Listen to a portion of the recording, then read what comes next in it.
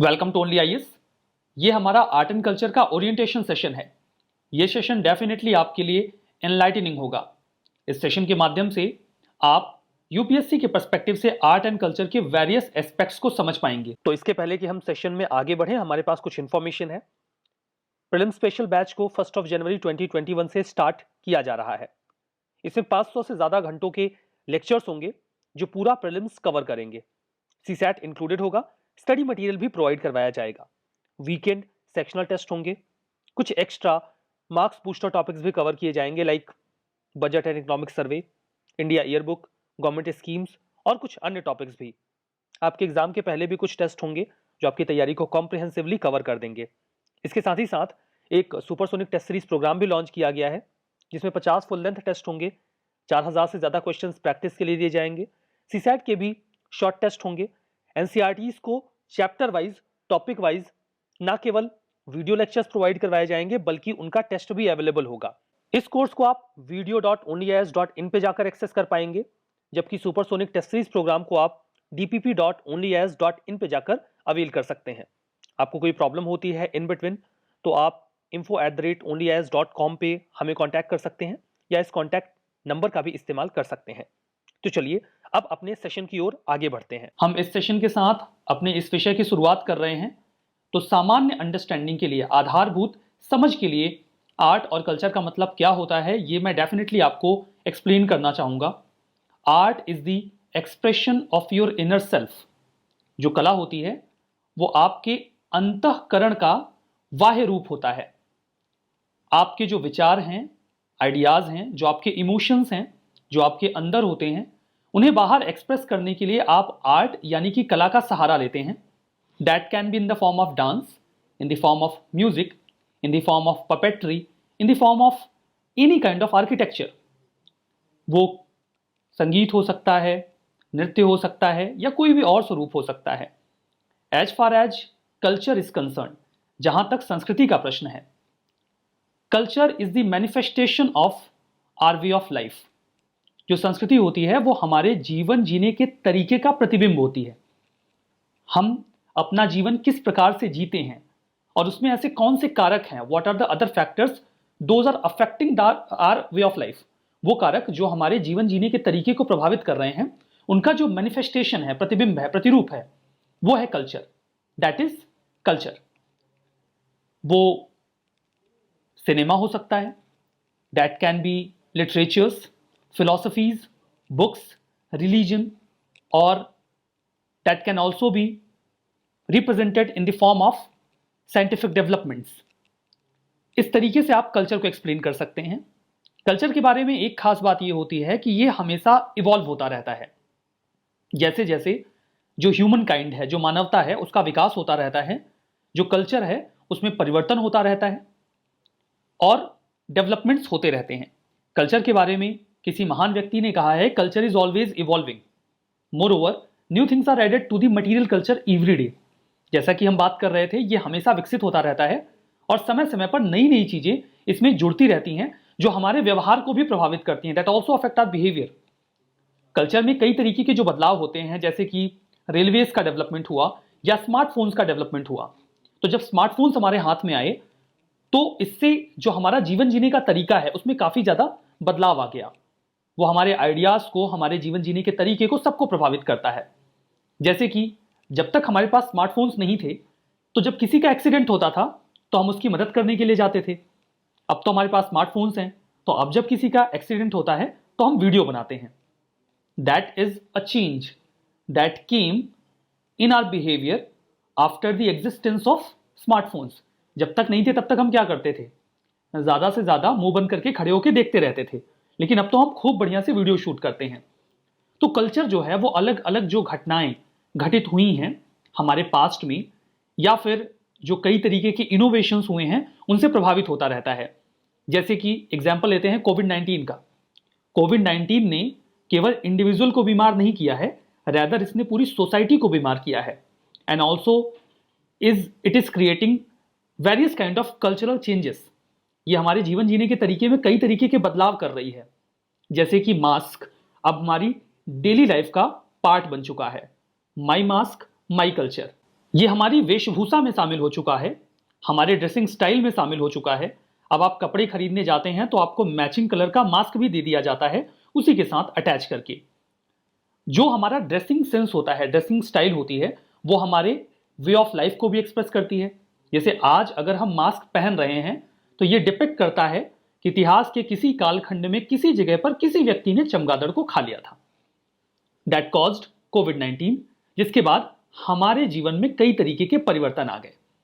तो इस तरीके से हमने देखा कि आर्ट और कल्चर की बेसिक अंडरस्टैंडिंग के लिए क्या बातें जरूरी हैं और इसमें कैसे समय समय पर बदलाव होता रहता है। अब हमारा जो एक सबसे बहुत ही महत्वपूर्ण सवाल है, दैट इज कि आर्ट एंड कल्चर को यूपीएससी पर्सपेक्टिव से हम प्रिपेयर कैसे करें। फर्स्ट ऑफ ऑल तो ये यूपीएससी प्रिपरेशन का एक बहुत ही इंपॉर्टेंट पार्ट है, क्योंकि इससे बहुत ही सिग्निफिकेंट नंबर में ना केवल प्रीलिम्स में क्वेश्चन पूछे जाते हैं बल्कि मेंस में भी प्रश्न पूछे जाते हैं। एक जो सबसे बड़ी बात है आर्ट एंड कल्चर के साथ, कला एवं संस्कृति के साथ, वो ये है कि बहुत ही डायनेमिक सब्जेक्ट है। डायनेमिक होने का मतलब ये है कि ये अपने आप में बहुत सारी अनसर्टेनिटीज को, अनिश्चितताओं को समेट कर रखता है। कितने क्वेश्चंस पूछे जाएंगे ये हर साल डिफर करता रहता है। मेंस की बात करें तो कभी वहां पर 3 क्वेश्चन पूछ लिए जाते हैं तो कभी सिर्फ एक पूछा जाता है। प्रीलिम्स की बात करें तो ये नंबर 7 से 15 तक वैरी कर जाते हैं। अब इतनी अनसर्टेनिटीज को हैंडल करने के लिए हमें हॉलिस्टिक अप्रोच अपनाना पड़ेगा। मतलब जो भी इंपॉर्टेंट टॉपिक्स हैं हमें उन्हें बहुत अच्छी तरीके से विस्तार से समझना पड़ेगा। वैसे हम इसे बहुत अच्छी तरीके से समझ सकते हैं अगर साइंटिफिकली प्रिपेयर करें, प्रॉपर क्लासिफिकेशन करें और बेसिक अंडरस्टैंडिंग को फोकस में रखते हुए जो फैक्चुअल एस्पेक्ट्स हैं उनको भी नजरअंदाज ना करें, तो डेफिनेटली हम इस सब्जेक्ट को अच्छे से पढ़ सकते हैं। हमारी स्टडी होलिस्टिक हो तो बेहतर रहेगा। इसका कारण ये है क्योंकि इस बात को समझ पाना काफी मुश्किल होता है कि आर्ट एंड कल्चर का कौन सा पार्ट इस साल आपके लिए प्रश्न लेकर आएगा। वैसे कुछ ऐसे टॉपिक्स हैं जिन पर हम स्पेसिफिक फोकस कर सकते हैं, like architecture, temple style, Jainism, Buddhism या फिलोसफीज। ये मोर एंड लेस क्वेश्चंस को अट्रैक्ट कर लेते हैं। आर्ट एंड कल्चर आपको कई बार फैक्चुअल लगेगा, प्रीलिम्स के पर्सपेक्टिव से तो डेफिनेटली ये आपको क्वाइट फैक्चुअल दिखेगा। यूपीएससी देखिए 3 तरीके के प्रश्नों को अक्सर पूछा करती है। एक तो फैक्ट बेस्ड, दूसरा इंफॉर्मेशन बेस्ड और तीसरा concept based. Art and culture के साथ दिक्कत यह है कि यहां पर फैक्ट बेस्ड क्वेश्चंस तो अब हाल फिलहाल में यूपीएससी अवॉइड करती है, लेकिन आर्ट एंड कल्चर ज्यादातर इंफॉर्मेशन बेस्ड क्वेश्चंस को अट्रैक्ट करता है और इसीलिए इसका सिर्फ एक ही सॉल्यूशन हमारे सामने बचता है, वो ये है कि जो कुछ भी हम पढ़ें उसे मल्टीपल टाइम रिवाइज करें, क्योंकि मल्टीपल रिवीजन से ही चीजें हमारे दिमाग में रुक पाएंगी। एक जो 6 टाइम्स रिवीजन फॉर्मूला होता है उसे जरूर फॉलो किया जाना चाहिए। मतलब किसी भी टॉपिक को आप अपने एग्जाम में बैठने से पहले कम से कम 6 बार रिवाइज करेंगे एटलीस्ट। मैं 1 साल की पूरी तैयारी के ड्यूरेशन की बात कर रहा हूं, एटलीस्ट 6 टाइम्स। यहां पर एक बात और ध्यान देने वाली है, एंशिएंट, मेडिवल और modern India, specifically ancient India और मेडिवल इंडिया, अगर आपके पास इसकी बेहतर अंडरस्टैंडिंग है तो ये भी आपको आर्ट एंड कल्चर को पढ़ने में काफी ज्यादा हेल्प कर देता है। देखिए एंशिएंट हिस्ट्री को तो बच्चे ज्यादा इग्नोर नहीं करते, पढ़ ही लेते हैं, बट समटाइम्स मेडिवल हिस्ट्री को इग्नोर कर दिया जाता है विद द पर्सपेक्टिव कि प्रीलिम्स में तो बहुत कम क्वेश्चन पूछे जाते हैं। लेकिन अगर आपने मेडिवल को नहीं पढ़ा तो फिर ये आपकी जो तैयारी है मीन्स की, आर्ट एंड कल्चर की, उसे भी हिंडर करता है। इसलिए जरूरी है कि एंशिएंट और मिडिवल को आप अपने स्टडी के पार्ट के तौर पे जरूर से पढ़ लें। जैसे कि एक बार यूपीएससी ने मेंस में कृष्णदेव राय और विजयनगर एम्पायर पर प्रश्न पूछ लिया। अब अगर आपको मिडिल इंडिया की अच्छी अंडरस्टैंडिंग है, आप विजयनगर एम्पायर और कृष्णदेव राय के बारे में जानकारी रखते हैं, तो इस क्वेश्चन को अटेम्प्ट करना कंपैरेटिवली आपके लिए इजी होगा, रेदर अगर आप सिर्फ आर्ट एंड कल्चर की वेरियस एस्पेक्ट्स को पढ़ के गए हैं तो एंशिएंट और मिडिवल के क्वेश्चंस अगर आपने ये सब्जेक्ट्स प्रिपेयर किए हैं तो आर्ट एंड कल्चर के क्वेश्चंस को हैंडल करने में आसानी हो जाती है। अब देखिए आर्ट एंड कल्चर को लेकर हमारा अप्रोच क्या होना चाहिए। फर्स्ट ऑफ ऑल तो हमें पूरे सिलेबस को बहुत अच्छी तरीके से समझ लेना चाहिए विद सेग्रीगेशन। उसके बाद हमें अपने सिलेबस पे स्टिक करना चाहिए, क्योंकि आर्ट एंड कल्चर एक ऐसा पार्ट है आप उसे जितना ज्यादा एक्सपेंड करना चाहें कर सकते हैं, वो एक्सपेंड होता रहेगा, हर तरफ एक्सपेंड हो जाएगा, लेकिन आपको खुद को रिस्ट्रिक्ट करना होगा। लेकिन जो भी रेलेवेंट पोर्शन है आप उसे होलिस्टिकली पढ़ें विद डेप्थ जितना हो सकता है, अपनी विड्थ को बढ़ाने का बहुत ज्यादा प्रयास ना करें, स्पेसिफिक टॉपिक्स को बहुत अच्छी तरीके से कवर करें। इसके साथ ही साथ आप जो प्रीवियस ईयर के क्वेश्चंस हैं उनको बढ़िया तरीके से एनालाइज करें ताकि आप क्वेश्चन के नेचर को समझ सकें। जब आप क्वेश्चन के नेचर को समझ जाएंगे तो फिर आपको अपनी स्टडी को टारगेट करने में आसानी हो जाएगी, आपका टारगेटेड एरिया क्या होगा किसी पार्टिकुलर टॉपिक में, वो आप अच्छी तरीके से समझ पाएंगे। एंड ऑब्वियसली चूंकि ये पार्ट आर्ट एंड कल्चर का प्रीलिम्स के पर्सपेक्टिव से, मेंस के पर्सपेक्टिव से तो डेफिनेटली आपको डिस्क्रिप्टिव रहना होगा, एनालिटिकल रहना होगा, बट प्रीलिम्स के पर्सपेक्टिव से समटाइम्स ये फैक्चुअल और इंफॉर्मेशन बेस्ड हो जाता है, तो वहां पर मल्टीपल रिवीजन ही आपको करना होगा, वही आपके इस सब्जेक्ट को आपके लिए बेहतर बना पाएगा। चूंकि हम बात कर रहे थे कि हमें सिलेबस को अच्छी तरीके से समझना होगा, तो यूपीएससी ने सिलेबस क्या रखा है आर्ट एंड कल्चर का, हमें ये भी जानना चाहिए। तो चलिए देख लेते हैं। अगर बात करते हैं प्रीलिम्स की, तो प्रीलिम्स में यूपीएससी ने अपने सिलेबस में कहीं स्पेसिफिकली आर्ट एंड कल्चर को मेंशन नहीं किया है। उन्होंने केवल एक शब्द लिखा हुआ है हिस्ट्री ऑफ इंडिया। इसमें एंशिएंट, मेडिवल, मॉडर्न और art and culture, in fact Indian national movement उन्होंने मॉडर्न के लिए स्पेसिफिकली मेंशन किया हुआ है, बट यहाँ पे एंशिएंट, मेडिवल और modern, apart from that art and culture भी कवर हो जाता है।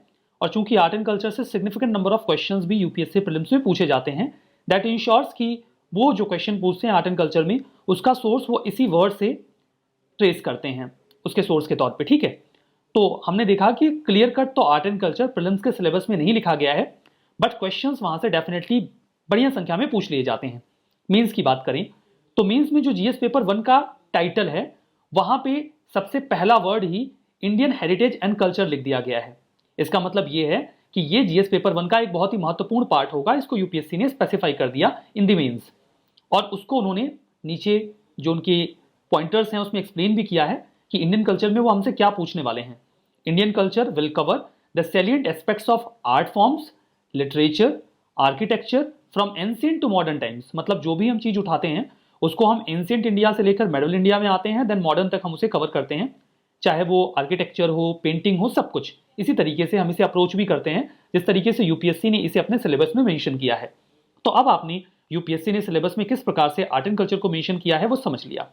बात करते हैं कि वेटेज क्या रहा है। यूपीएससी ने प्रीवियस ईयर के एग्जाम्स में आर्ट एंड कल्चर से कितनी संख्या में या कितने मार्क्स के क्वेश्चन पूछे हैं, वेटेज देखते हैं। सबसे पहले प्रीलिम्स के एग्जाम में आर्ट एंड कल्चर का क्या वेटेज रहा है उसे देख लेते हैं। देखिए, as far as the examination of prelims is concern, यहाँ पर 2012 में 16 नंबर का, 2013 में 16, 2014 में 30, 2015 में 10, 2016 में 22, 2017 में 12, 2019 में 14 और 2020 में 16 नंबर तक के प्रश्न उन्होंने पूछे हुए हैं। इससे बिल्कुल क्लियर है, एविडेंट है कि एक बहुत important weightage art and culture का प्रीलिम्स में है, that can not be ignored. मतलब ये आपके लिए डिसाइडिंग फैक्टर भी बन सकता है। ऑल्दो आर्ट एंड कल्चर के जो क्वेश्चन प्रीलिम्स में होते हैं वो डेफिनेटली इजी टू हैंडल तो नहीं होते। मेंस की बात करते हैं। मेंस के एग्जामिनेशन में आर्ट एंड कल्चर का क्या वेटेज रहा है प्रीवियस ईयर्स में, जिसके बेसिस पे हम अंदाजा लगा पाते हैं इसकी सिग्निफिकेंस का, इंपॉर्टेंस का। और जब हम प्रीवियस ईयर के क्वेश्चंस को एनालाइज करते हैं तो क्वेश्चन पूछने के तरीके की जानकारी भी हमें लग जाती है। नंबर ऑफ क्वेश्चंस या मार्क्स देख लेते हैं।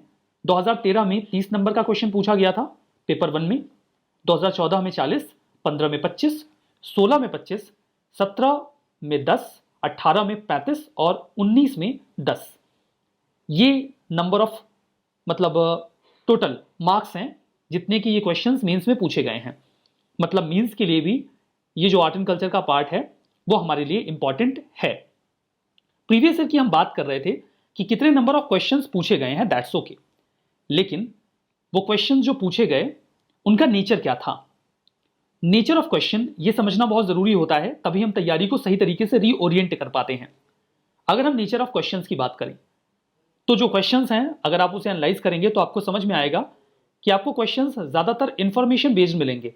मतलब आपको अच्छी तरीके से तैयारी करनी होगी इंफॉर्मेशन पर भी, लेकिन ऐसा नहीं है कि सारे के सारे क्वेश्चंस आपको इंफॉर्मेशन बेस्ड ही मिलेंगे जिसमें सीधे सीधे स्टेटमेंट आपको मिल जाएंगे।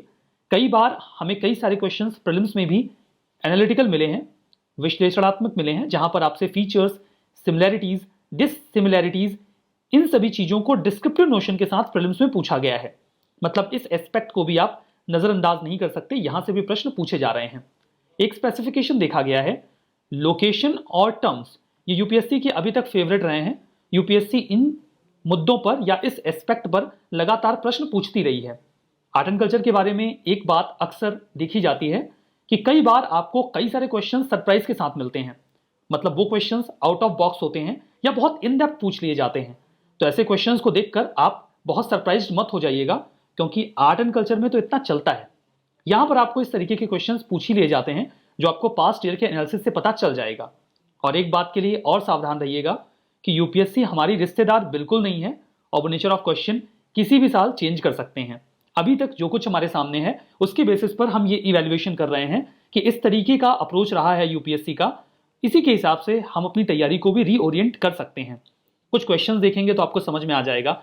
जैसे उन्होंने 2013 में हिस्टोरिकल प्लेसेस को हमारे सामने रखा और ये पूछा कि इनमें से कौन सा मुराल पेंटिंग के लिए जाना जाता है। जैसे कि हम बात कर रहे थे वो प्लेसेस पर फोकस करते हैं।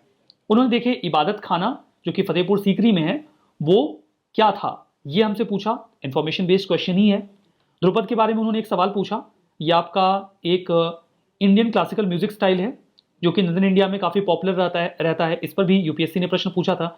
यहाँ पर मैं आपसे क्वेश्चन सॉल्व नहीं करवा रहा हूँ और दो स्लाइड्स में मैंने आपके सेटिस्फैक्शन के लिए आंसर दे दिया है। इन क्वेश्चंस को हम टॉपिक वाइज टैकल करेंगे। यहाँ पर केवल आप अप्रोच देखने के लिए क्वेश्चंस के टाइप्स देख लीजिए ताकि आपको एक बेसिक आइडिया लग जाए। यहाँ पर देखिए उन्होंने त्रिभंगा के बारे में भी क्वेश्चन पूछा हुआ है, जहां पर यहाँ ये पूछा गया है कि त्रिभंगा पोज को कौन सा स्टेटमेंट अच्छी तरीके से एक्सप्लेन करता है। जैसे कि मैंने कहा कि हर बार क्वेश्चन फैक्चुअल नहीं रहा है, रदर कई बार आपकी अंडरस्टैंडिंग को भी टेस्ट करने का प्रयास यूपीएससी करती है इवन इन प्रीलिम्स।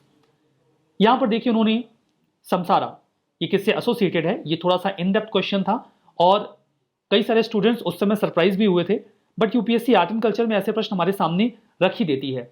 कोदियट्टम, इसके बारे में यूपीएससी ने क्वेश्चन पूछ रखा है। तो कुल मिला के आपने नेचर ऑफ क्वेश्चन देख लिया, इसके बेसिस पे आप अपनी तैयारी को ओरिएंट कर सकते हैं। ये तो बात रही प्रीलिम्स की।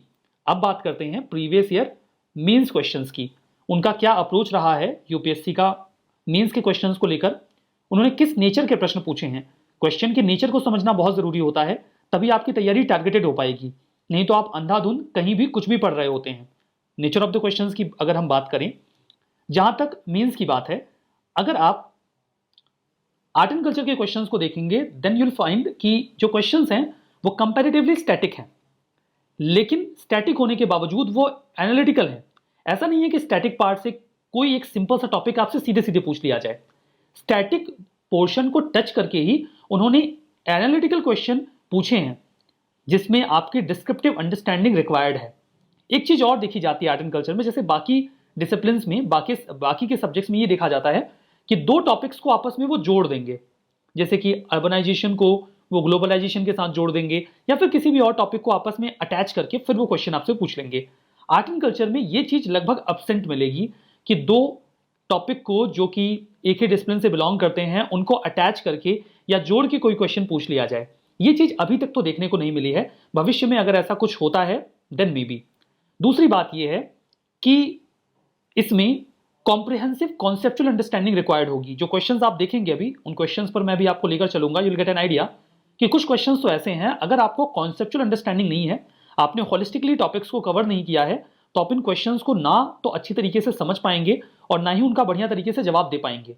एक जो बहुत ही खास बात मैं आपको बताने वाला हूं वो ये है कि यूपीएससी ने आर्ट एंड कल्चर में जो क्वेश्चंस पूछे हैं, एक चीज को काफी ज्यादा ध्यान में रखा गया है, वो ये है कि वो प्रेजेंट की रिलेवेंस को जोड़ के क्वेश्चन पूछ रहे हैं। मतलब जो कंपैरेटिव एनालिसिस है किसी भी टॉपिक का वो प्रेजेंट के पर्सपेक्टिव से जरूर हो, ये जरूरी है। इस नोशन के साथ आप अपनी तैयारी को करें, क्योंकि ये नोशन अगर आप मिस करेंगे तो कई सारे क्वेश्चंस में परेशानियों का सामना करना पड़ सकता है।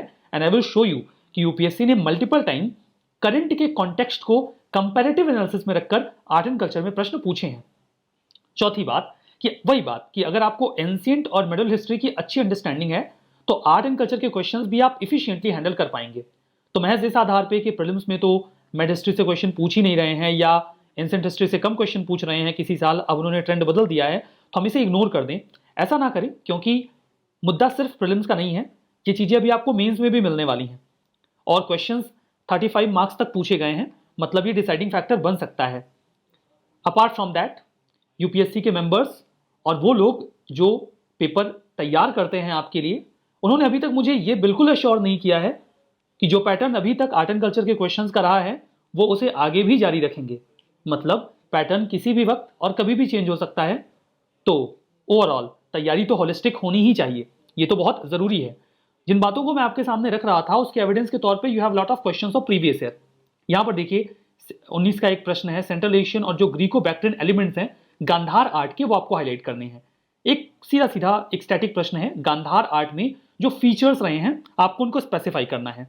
अब देखिए, जो बात मैं आपसे कह रहा था कि वो प्रेजेंट के जो सिनेरियोज हैं उनके साथ कंपैरेटिव एनालिसिस में आपसे प्रश्न पूछते हैं। यहां पर एक क्वेश्चन 2018 का है, safeguarding the Indian art heritage is the need of the moment, वर्तमान की आवश्यकता है, इस बेसिस पे आप इसको डिस्कस करिए। तो ये तो एक क्वेश्चन रहा जहां पर आपको ये लग रहा है कि हाँ, प्रेजेंट की कंडीशन को इवैल्यूएट करके ही आपको इस प्रश्न का जवाब देना होगा। ये कुछ और हाईलाइटेड क्वेश्चंस हैं जो इस चीज को पोर्ट्रे करते हैं, जैसे कि यहाँ पे बताया गया है कि जो एंशियंट सिविलाइजेशन है इंडिया की वो डिफरेंट है इजिप्ट, मेसोपोटामिया और ग्रीस से, क्योंकि ये अभी तक बिना टूटे वर्तमान तक चली आ रही है। तो वर्तमान तक ये चली आई है, इसका मैनिफेस्टेशन, इसका रिप्रेजेंटेशन आपको कहां दिखता है, ये आपको इसमें इंक्लूड करना पड़ेगा, तभी आपका आंसर कंप्लीट होगा। आगे देखिए, मेसोलिथिक रॉक कट आर्किटेक्चर पे जो प्रश्न है वो ये कहता है, ये ना केवल उस समय की कल्चरल लाइफ को पोर्ट्रे करता है बल्कि जो मॉडर्न पेंटिंग का एस्थेटिक सेंस है, जो खूबसूरती है, जो और एलिमेंट्स हैं वो उसके कंपैरेबल है। मतलब वर्तमान की जो पेंटिंग स्टाइल है उनको आपको इवैल्यूएशन में रखना होगा, तब आपका आंसर कंप्लीट होगा। यहां पर देखिए, एक बहुत ही बढ़िया सा क्वेश्चन इंडस वैली सिविलाइजेशन पर यूपीएससी ने पूछा था। उनकी अर्बन प्लानिंग को वर्तमान की अर्बनाइजेशन के साथ कंपेयर किया था कि कौन कौन से इनपुट आपको यहां पे मिलते हैं। डेफिनेटली अगर आप प्रेजेंट से कंपेयर नहीं कर पा रहे हैं तो इस सवाल का जवाब आप अच्छी तरीके से नहीं दे पाएंगे। यहां पर देखिए, तक्षशिला यूनिवर्सिटी के बारे में बताया गया कि तक्षशिला यूनिवर्सिटी जो है वो काफी अच्छी थी उस समय, कई तरीके के अच्छे लोग, मेजर जो पर्सनैलिटीज थी वो उससे जुड़ी रही। लेकिन नालंदा, जिसे मॉडर्न सेंस में यूनिवर्सिटी का दर्जा दे दिया गया है, तक्षशिला को नहीं दिया गया। तो मॉडर्न सेंस में यूनिवर्सिटी का दर्जा कैसे दिया गया नालंदा को, क्या अभी के फीचर्स हैं, इन चीजों को आपको यहां पे कंपैरेटिव एनालिसिस में लाना होगा। तो कुल मिला के ये एस्पेक्ट जो मैं आपको यहां पर कह रहा था कि वो कंपैरेटिव एनालिसिस रखते हैं प्रेजेंट कॉन्टेक्स्ट में, इस चीज को आपको अपनी तैयारी के दौरान इग्नोर नहीं करना है। बाकी क्वेश्चंस आप बाकी के देखेंगे, दैट यू विल अंडरस्टैंड कि हाँ, आपको एक कंपैरेटिव एनालिसिस तो चाहिए ही, एट द सेम टाइम आपको प्रॉपर डिस्क्रिप्टिव और होलिस्टिक स्टडी करनी होगी, तभी आप इन क्वेश्चंस को अच्छी तरीके से समझ पाएंगे या हैंडल कर पाएंगे। जैसे चाइनीज और अरब ट्रेवलर्स ने इंडिया की हिस्ट्री को कैसे रिकंस्ट्रक्ट किया, आने वाले समय में उसका क्या इम्पैक्ट रहा, जो अर्ली बुद्धिस्ट टूपाज हैं, जो वो फोक मोटिव्स को, नैरेटिव्स को डिपिक्ट करते हैं, वो बुद्धिस्ट आइडियल्स में आपको सक्सेसफुल एक्सपाउंड्स मिलेंगे। ये जो क्वेश्चन की हम बात कर रहे थे कि कृष्णदेव राय जो कि विजयनगर के राजा थे, वो ना केवल एक बहुत बढ़िया स्कॉलर थे बल्कि इंडियन जो लिटरेचर है, लर्निंग है, उसके एक ग्रेट पैटर्न भी थे। तो ये सारी चीजें आप देखकर समझ पा रहे होंगे कि आपको अच्छी तरीके से मेंस पे अपने आप को ओरिएंट करना होगा।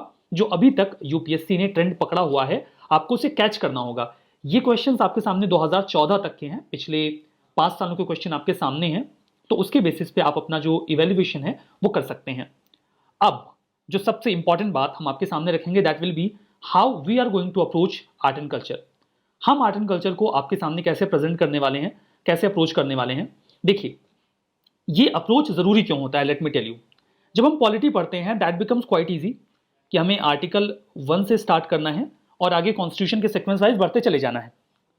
Part 1, part 2, part 3, fundamental right, part 4 DPSP में आगे बढ़ते चले जाते हैं। तो दिमाग में एक प्रॉपर पिक्चर बन जाती है कि कैसे इस पूरे सब्जेक्ट को हमें कवर करना है।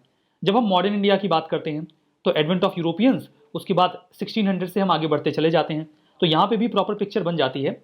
अगर किसी सब्जेक्ट में आपको प्रॉपर क्लासिफिकेशन वाइज पिक्चर नहीं बन रही है तो आपको हमेशा एक सेंस ऑफ इनकम्प्लीटनेस फील होगा पूरा पढ़ने के बावजूद कि मेरा वास्तव में पूरा क्लियर है भी कि नहीं है। इस चीज को अवॉइड करने के लिए हम पूरे आर्ट एंड कल्चर को 2 पार्ट्स में क्लासिफाई करेंगे। बहुत ही सिंपल सा क्लासिफिकेशन करेंगे, बिल्कुल कॉम्प्लिकेट नहीं करेंगे, ताकि आप दिमाग में उसे अच्छी तरीके से रख भी पाए। हम आर्ट एंड कल्चर में से ये जो बीच का एंड है इसे हटा देते हैं और क्लासिफिकेशन करते हैं आर्ट और कल्चर में। एक हिस्सा होगा आर्ट और दूसरा हिस्सा होगा कल्चर। सबसे पहले हम आर्ट का हिस्सा कवर करेंगे, देन हम कल्चर का हिस्सा कवर करेंगे। जब हम आर्ट पर जाते हैं, जब हम आर्ट के हिस्से को कवर कर रहे होंगे तो आर्ट को हम 2 हिस्सों में क्लासिफाई कर देंगे। एक हिस्सा होगा परफॉर्मिंग आर्ट का और दूसरा हिस्सा होगा विजुअल आर्ट का। परफॉर्मिंग आर्ट को आप इंटेंजिबल आर्ट भी बोल सकते हैं, मतलब जिसे आप छू नहीं पाते हैं, और विजुअल आर्ट को आप टेंजिबल आर्ट भी बोल सकते हैं, जिसे आप छू सकते हैं। परफॉर्मिंग आर्ट में हम डांसेस ऑफ इंडिया की बात करेंगे। जब बात डांसेस की होगी तो पहले हम क्लासिकल डांसेस कवर करेंगे, देन फोक डांसेस भी देख लेंगे। म्यूजिक ऑफ इंडिया की फिर बात करेंगे तो उसमें हिंदुस्तानी म्यूजिक, कर्नाटिक म्यूजिक और फोक म्यूजिक ये कवर करेंगे। देन हम थिएटर्स देखेंगे, पपेट्री देखेंगे और जो यूनेस्को की लिस्ट है इनटेंजिबल हेरिटेजेस की, उसको भी देख लेंगे। जब बात विजुअल आर्ट की होगी तो ये टॉपिक्स काफ़ी बड़े बड़े हैं। जब हम बात आर्किटेक्चर की करेंगे, सबसे पहले इंडियन आर्किटेक्चर को स्टार्ट करेंगे। तो जब बात आर्किटेक्चर की स्टार्ट होगी तो बिल्कुल एंशिएंट इंडिया से लेकर मेडिवल और देन मॉडर्न हम यहाँ तक आएंगे। Same with sculpture and same with painting. उसके बाद हम थोड़ा बहुत पॉटरी के बारे में समझ लेंगे, बहुत बड़ा टॉपिक तो नहीं होगा। इसके बाद हम यूनेस्को की लिस्ट देख लेंगे जो टेंजिबल हेरिटेज की है उसके बारे में, ठीक है। तो आर्ट का जो पूरा पार्ट है वो हम इस तरीके से कवर करेंगे विद दिस सीक्वेंस। जब आर्ट का पूरा हिस्सा हम कवर कर लेंगे उसके बाद हम आएंगे कल्चर के ऊपर। फिर बात होगी कल्चर के ऊपर। कल्चर में देखिए बहुत सारे इंपॉर्टेंट टॉपिक्स हैं, religion in India, Indian literature, philosophical schools, Indian cinema, science and tech या इसका जो डेवलपमेंट हुआ है थ्रू एजेस उसको, और फिर जो कई सारे कल्चरल इंस्टीट्यूशंस हैं उन्हें। Apart from that in between अगर मुझे ऐसा लगा कि कोई और भी इंपॉर्टेंट टॉपिक है जो मुझे इंक्लूड कर लेना चाहिए, दैट आई विल डू, ताकि सब कुछ कवर हो जाए, छूटने ना पाए कहीं पर कुछ, इस चीज को अश्योर करने का प्रयास किया जाएगा। होपफुली आर्ट एंड कल्चर के बारे में आपने काफी कुछ समझ लिया है। आप ये समझ गए हैं कि आर्ट एंड कल्चर में किस तरीके के प्रश्न पूछे जाते हैं, कैसे हमें इस टॉपिक को या पूरे सब्जेक्ट को अप्रोच करना चाहिए, क्या बेसिक बातें हैं जिनका हमें जरूर से जरूर ध्यान दे देना होगा। तो ये सेशन हम यहीं पर रोकेंगे। उम्मीद है ये सेशन आपके लिए बेनिफिशियल रहा होगा। Thank you very much.